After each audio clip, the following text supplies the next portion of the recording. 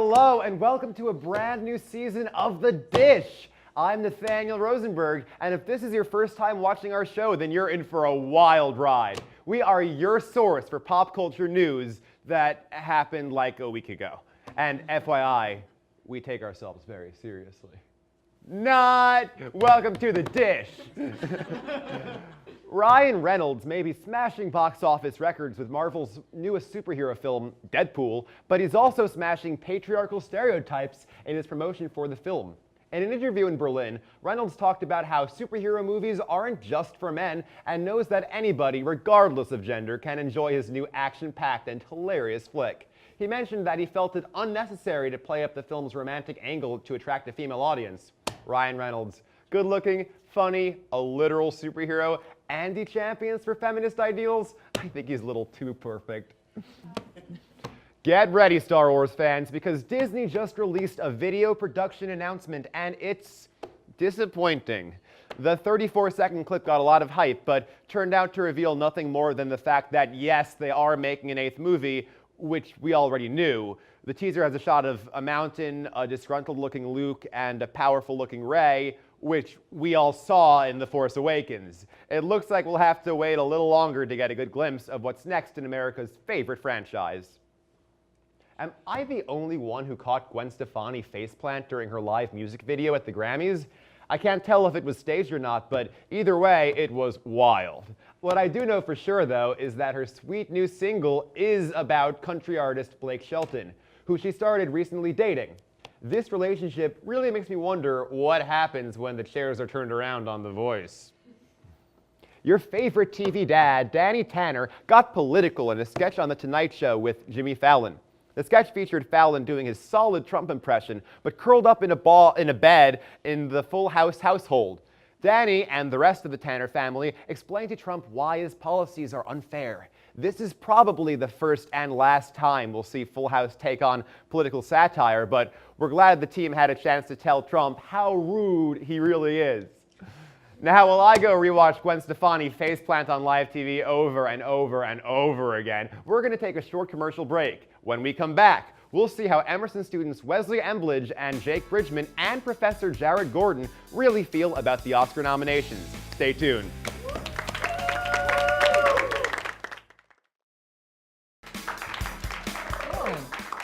What are you doing? I'm getting ready to host Good Morning Emerson, of course. Good Morning Emerson? What's that? It's the best morning show ever that's on Tuesday and Thursday at 9 a.m. Wow, how can I work on this? Yeah, let's get going.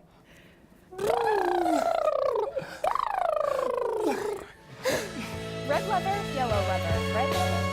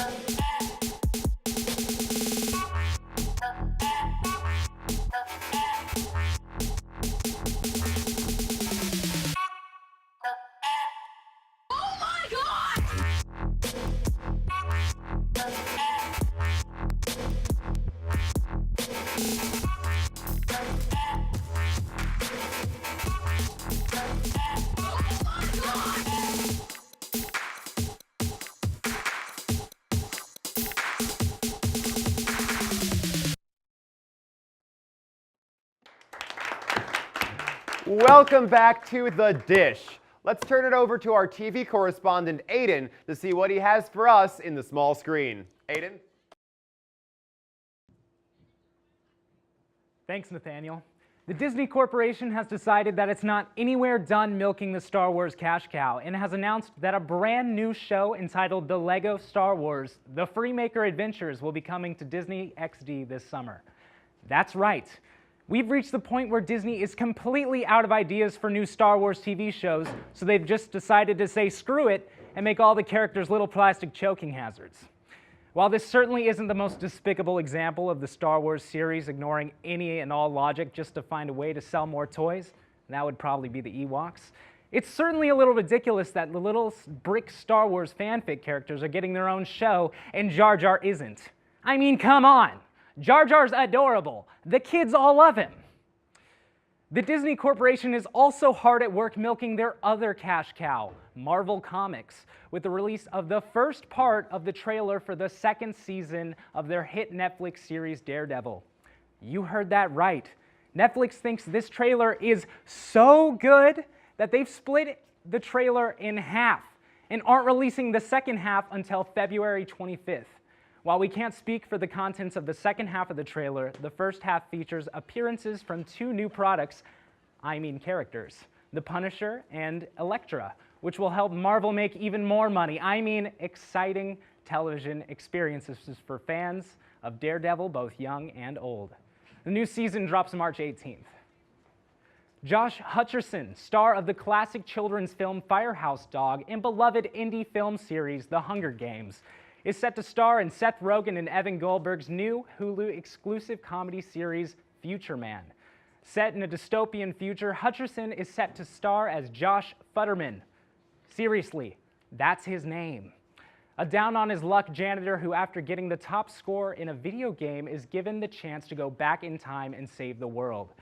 This project sounds like it's either going to be hilarious sci-fi romp with moments of genuine emotion and charm that's present in all of Rogen and Goldberg's best work, or that it's going to be like 90% of Seth Rogen's older material and should be left in the past. Get it? Because it's the future man. It should be left in the past. Get it? No? Okay, that's fine.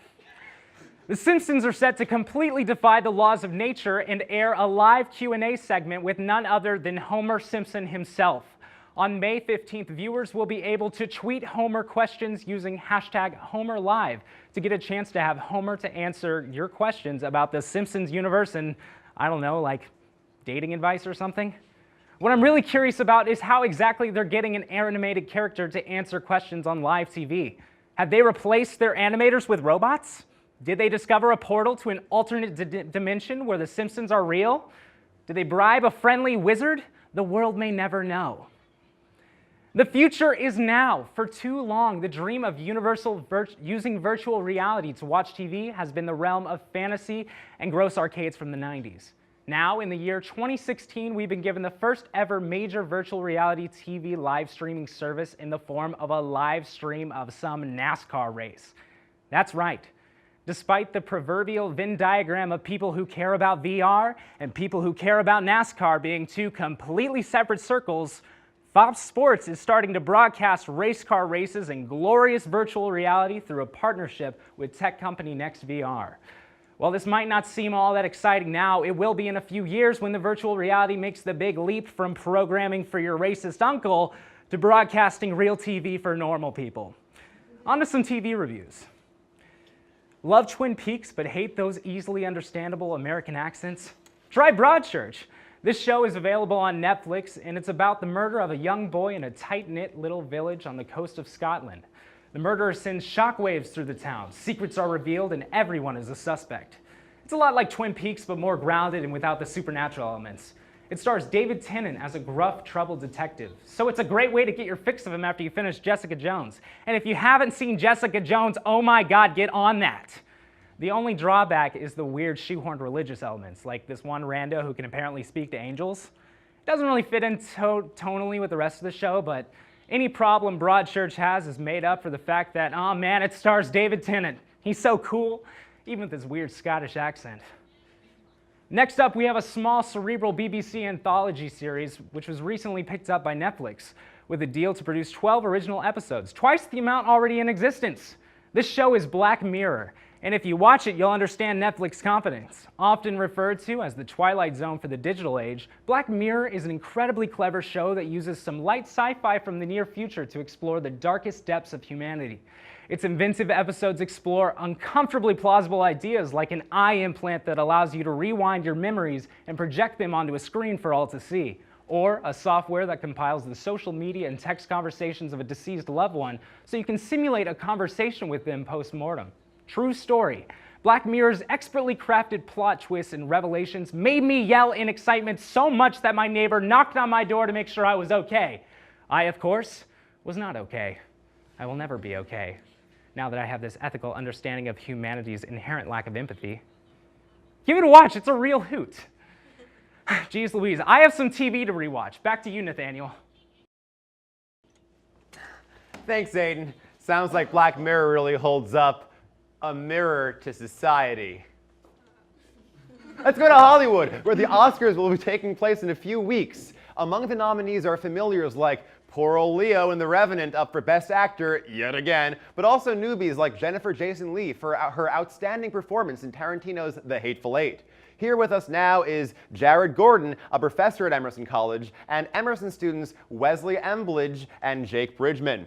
What do you think will get Best Picture? Is Leo finally going to get the Best Oscar, or is he going to be snubbed once again? And do you think that Leo's history of not getting Oscar nominations, or not Oscar victories, will affect the Academy's decision to give him an Oscar? That's a lot of questions. It is a lot of questions. I love Leo. Well, starting with Best Picture, this is an interesting year because usually you have one clear frontrunner, or at most like two that are clearly competing. This year there's four that could easily win. You've got Spotlight, you've got The Revenant, you've got The Big Short, and even Mad Max. None of those would really be surprises. I would hope for Mad Max personally. What do you guys think? I'm thinking, well, I mean, actors being the largest voting block in Screen Actors Guild Award, I mean, went to Spotlight. I mean, I fell asleep twice when trying to watch Spotlight, and so I'm kind of cautiously optimistic that it won't win, and kind of hopeful that it won't. But I think it could be. Otherwise, it's probably the most open field that I've seen in years, for the most part. Yeah, and I would think Big Short would win. You know, that movie was, impeccable on every sense of the meaning of a good film. So, and I think it's also socially active, and despite, there not being a lot of diversity in the field right now, I think if you want to get anywhere to being political or social, Big Short would be the winner for that. Margot Robbie certainly didn't hurt in Big Short.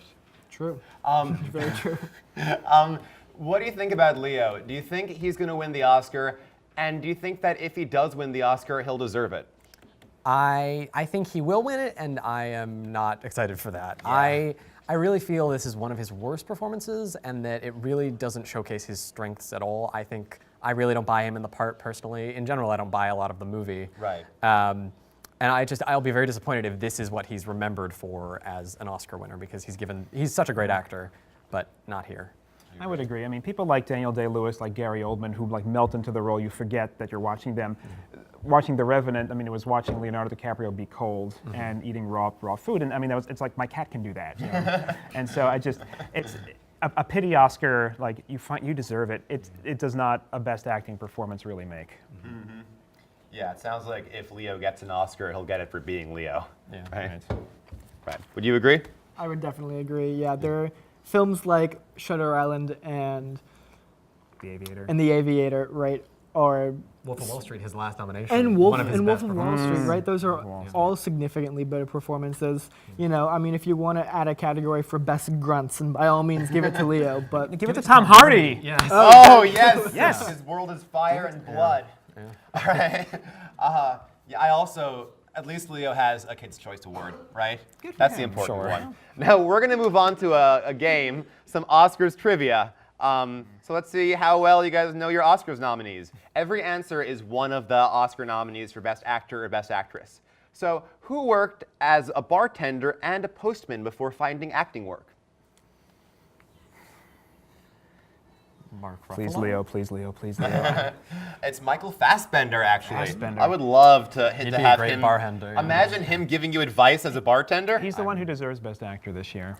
I would agree. Steve Jobs, Definitely agree. fantastic. very underrated. Absolutely. Now, who was, you'll get this one, who was advised to change their name to Lenny Williams to sound more friendly and American? That's got to be Saoirse Ronan. It's Leo DiCaprio, actually. Fuck. Lenny Williams, Leo DiCaprio. He sounds like my banker if he's Lenny Williams. Yeah. Now, who has survived a shark attack? I'd say Leo in The Revenant, but that was a bear. Yeah. Jeez. Jeez. If it was Fassbender, I'd feel bad for the shark. It actually was Leo. Bears and sharks. Every animal should fear Leo. Tough life. And who got into a car accident in 2012 because they thought they saw Honey Boo Boo? I hope it's none of them. That's. Jeez. Well, it's one of them. I have bad news for you. Is it Kate Blanchett? Is she a is big not. Honey Boo Boo fan? I hope not. It is good old Brie J-Law. Makes sense, right? Out of everybody, it does. Yeah. Yeah, the quirky best friend. And whose first acting role was performing in a Sugar Puff cereal commercial? This is one of the Best Actress nominees. Is it Alicia Vikander? It is Blanchett? Saoirse Ronan? Winslet? Winslet. You got it. Winslet. That's the first one. Nice. Well done. And last but not least, who can't tie a bow tie and has been known to wear clip-ons to festivals? Tom Hardy. It is Tom Hardy. You got it. Nice. All right. That is all the time we have for this. But I'd like to thank all of our guests for joining us on The Dish. Camilla, what have you got for us in movie reviews? No Kanye West stuff yet, but I'm waiting for him to get a movie deal, and that should be any day now. Anyways, Benicio del Toro and Laura Dern have both been confirmed for the cast of Star Wars Episode 8. Details of their characters have yet to be released.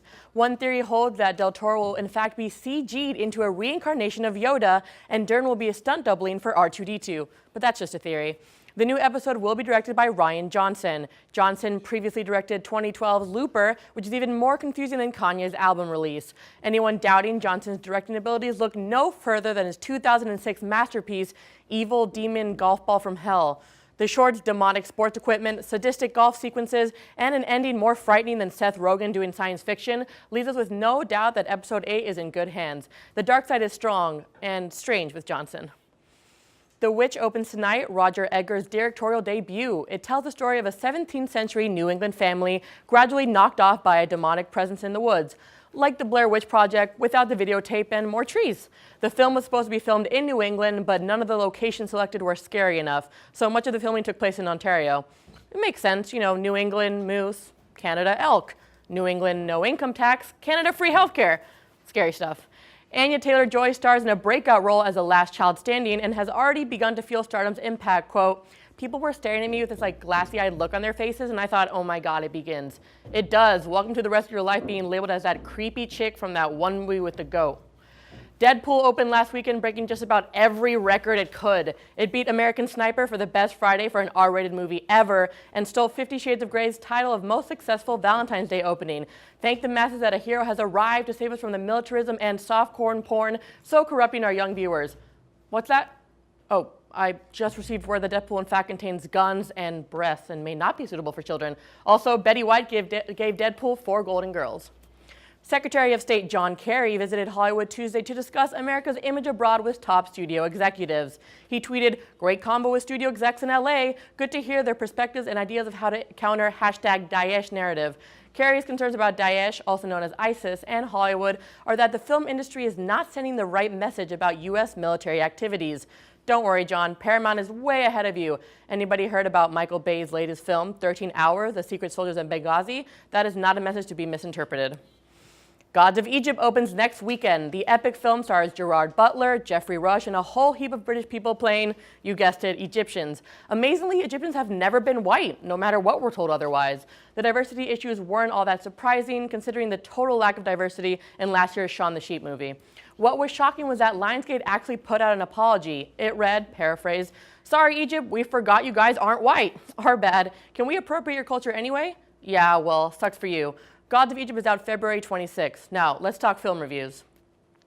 First, let's kick it off with How to Be Single. Will someone please put Rebel Wilson in a movie worthy of her talent? How to Be Single is definitely not it. It's chick bait for Valentine's Day weekend film going when dudes would probably get their rocks off with Deadpool anyway. Though Wilson is always reason enough to see any movie, she's stuck here in a fluffball that plays like warmed over subplots from Sex and the City. Wilson plays Robin, a firecracker who is a receptionist at a New York City law firm, but works harder at getting drunk off her ass and sleeping with anything that moves. Unfortunately, the role in this film is showing the ropes of the Big Apple to Alice, played by Dakota Johnson. Yeah, you heard me correctly. Yet another director has cast this broad. How do I put it gently? Rarely has a portrait of someone getting their life together been so lifeless. I mean, the last time we saw Dakota so wide-eyed and naive was when she was being bent over and whipped by Jamie Dornan. Oh, right, and this is the kind of world that only exists in movies and television. A Friends New York City that is full of pretty, straight, white people complaining about their stupidly incredible lives. They have bad jobs, but no financial trouble whatsoever, and all live in spectacularly large apartments. In Manhattan? Give me a break. Every party is a super cinematic affair with a full lighting package, booze, and no neighbors filing a noise complaint. Honestly, I was just waiting for Steve Aoki to pop on screen and throw a cake at Dakota. I mean, it wouldn't be the first time she received a creamy surprise facial. How to Be Single tries to veer from the well-worn rom-com path, but the end result is a somewhat engaging but uneven comedy. To sum it up, it's about a film of a promiscuous party animal that tutors an innocent girl in the seductions, one-night stands, and hangovers that lie beyond the looking glass of Tinder-era Manhattan. Take it from me and swipe left on this one. Back to you, Nathaniel. Thanks, Camilla. I'm thinking I should revise the manuscript for my soon-to-be-made ISIS rom-com now. Meanwhile, let's take a short commercial break, but stay tuned because we're spending most of our music section focused on Kanye West and his weekly shenanigans. See you soon on The Dish.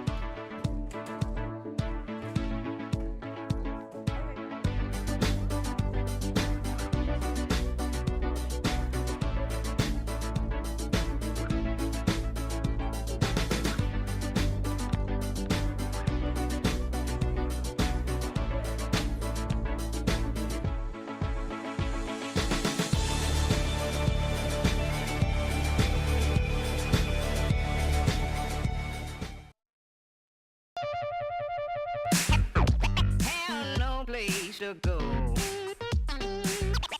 Have no place to go. Darling, have no place to go.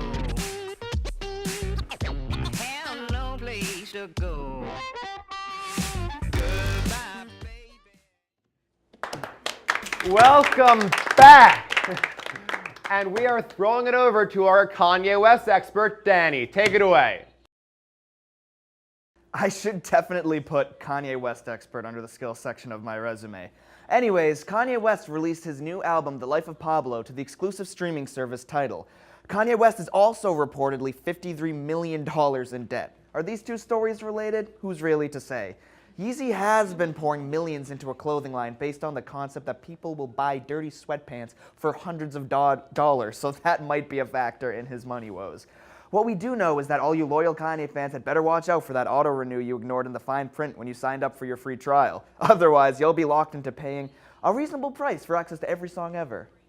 For more updates on literally anything that pops into Kanye's head, be sure to check out his Twitter feed before his social media manager breaks out of the basement he's locked in and takes his phone away.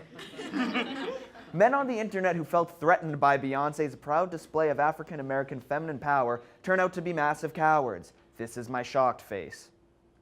In response to her performance of Formation at this year's Super Bowl, a small group of concerned citizens organized a rally in front of the NFL's headquarters in New York. The group demanded Beyoncé be reprimanded for racism and fueling hate, somehow saying all that without a hint of irony in their voice.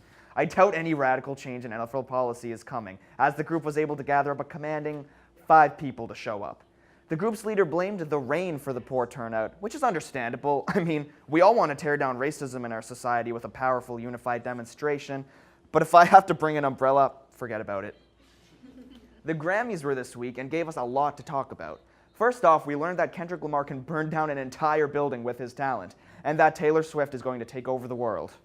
All the many sides of T Swift came out that night. Best friend T Swift celebrated Ed Sheeran's best single win like crazy. Outstanding Artist T Swift won her 8th, 9th, and 10th Grammy last Sunday, along with becoming the first female artist ever to win Album of the Year twice.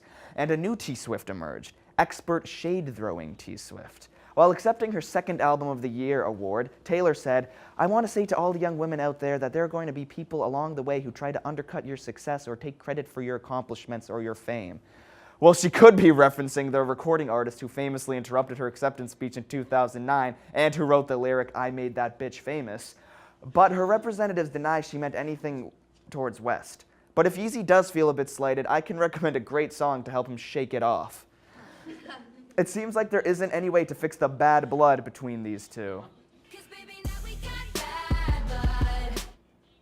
Who's y'all's least favorite Beatle? 'Cause mine's Tyga. After the Grammys wrapped Tuesday, Paul McCartney reportedly attempted to enter Tyga's after party, but was turned away by the club's bouncers. But Sir McCartney took it in stride, laughing with his fellow rejected rockers back in the Foo Fighters' Taylor Hawkins that they must have needed another hit to get in. Tyga has denied that he refused him, tweeting, "Why would I reject Paul McCartney? He a legend." I don't know, Tyga, why would you? Perhaps you had already had Peter Gabriel and Elton John and you hit your washed-up British singers quota. But obla-dee, obla-da. Now for your weekly Ghostface Killa update. Ghostface has been in an ongoing beef with pharma executive Martin Shkreli over who was the more ethical drug dealer. Disappointingly, it's close.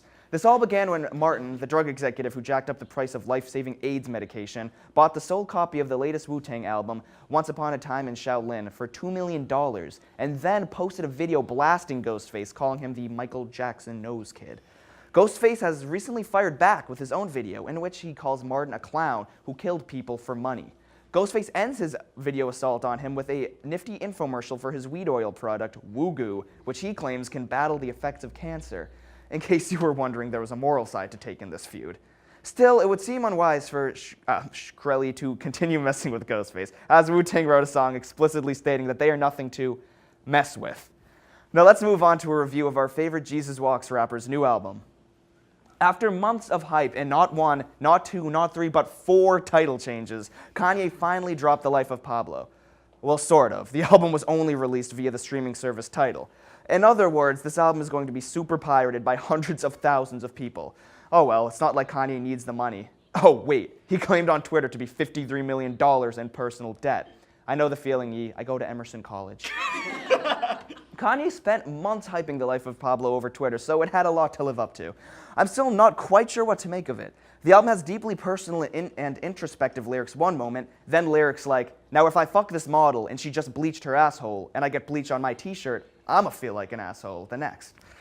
There's catchy beats and haunting samples juxtaposed with garbled auto-tuned vocals. It might take a few listens to get this release. Either that or this album mirrors his recent descent into madness on Twitter. The Life of Pablo is a star-studded release with features from Chance the Rapper, Rihanna, Frank Ocean, and Kendrick Lamar, all of whom shine. On No More Parties in LA, Kendrick absolutely kills it. You gotta hand it to Kanye. He knows how to mix accessible catchiness with experimental beats and sampling. This album is the work of a mad genius, but a genius nonetheless. And Kanye, I wish you the best of luck in getting that $1 billion from Mark Zuckerberg to invest in Kanye West ideas. You really can't make this stuff up. I'm gonna go rewrite my resume, but back to you, Nathaniel. Thanks, Danny. I wonder if Kanye knows that the album is already being shared over Google Drive. Yeez Louise. Anyway, let's change gears and see what our theater correspondent, Claire, has accidentally bought tickets to. Hi, Aaron. Next week, 3 New York shows hit a big 8. School of Rock will have its 80th performance, Aladdin hits 800, and the 1996 revival of Chicago hits 8,000. None are anywhere close to beating the record held by the Phantom of the Opera. But Phantom can let go of its golden medal because Frozen is in development for a Broadway premiere in 2017 and is currently set to run forever. 2 new shows about the life of William Shakespeare are slated for TV this year as we honor the 400th anniversary of the Bard's death. Will, starring Laurie Davidson, is airing on TNT, and Upstart Crow, starring David Michael, will be on BBC Two. Laurie Davidson, who will star on TNT, is currently holding back production while he graduates drama school, but that's okay. If we wait till the 401st death anniversary of the greatest playwright ever to honor him, it'll be fine. Speaking of Shakespeare, Arts Emerson just closed a run of Twelfth Night, performed by the Filter Theatre Company. The adaptation was billed as Rock and Roll Shakespeare and featured lots of audience participation. Audience members were invited to donate their jackets to chilly characters, play catch with the cast, and join in a pizza party while on stage. While music is the food of love, pizza is the food of bloodlust, as demonstrated when starved audience members stormed the stage screaming, "Pizza! Pizza!" No cast members were harmed. Next week, the Goodman Theater in Chicago will begin its run of 2666, a new 5-hour-long play based on the novel of the same name by Roberto Bolaño. It tells the story of the hunt for a famous author lost somewhere in Mexico. The play will feature 3 15-minute intermissions. The first for refreshments, the second for frantically checking to see if there really is 2 hours left, and the third for audience members to stare at themselves in the bathroom mirror hunting for their souls. At the end of January, Fox premiered Grease Live, the next installment in the new trend of live TV musicals. Julianne Hough starred as Sandy, while Aaron Tveit played the infamous Zuko. The mix of pop and Broadway stars made for a strange but satisfying viewing experience. Carly Rae Jepsen made an appearance as Frenchie and sang an original pop song that was exactly what you would expect of a Carly Rae Jepsen pop song. Whoever it is that keeps letting her do musicals, I'm not exactly sure, but this new song in the middle of Grease Live is a whole different level of please stop, Carly. Vanessa Hudgens played Rizzo and put on an equal parts top 40 and heartbreaking rendition of There Are Worse Things I Could Do after receiving news of her father's passing just hours before the live show. I give all the kudos to Vanessa for being able to pull through and be the working professional she is, but if I have to watch one more 30-year-old play a 16-year-old teenager, I think I'll go crazy. Overall, Grease Live started to put live TV musicals in the right direction of hiring people actually trained in musical theater, but also reminded us that live TV musicals were a ridiculous idea in the first place. We've moved on past Carrie Underwood, but hopefully our next TV musical star is just that, a musical star. If there's one thing we know for sure, it's that when Emerson puts on an adaptation of Lysistrata, it's bound to be a ride of feminism and dildos.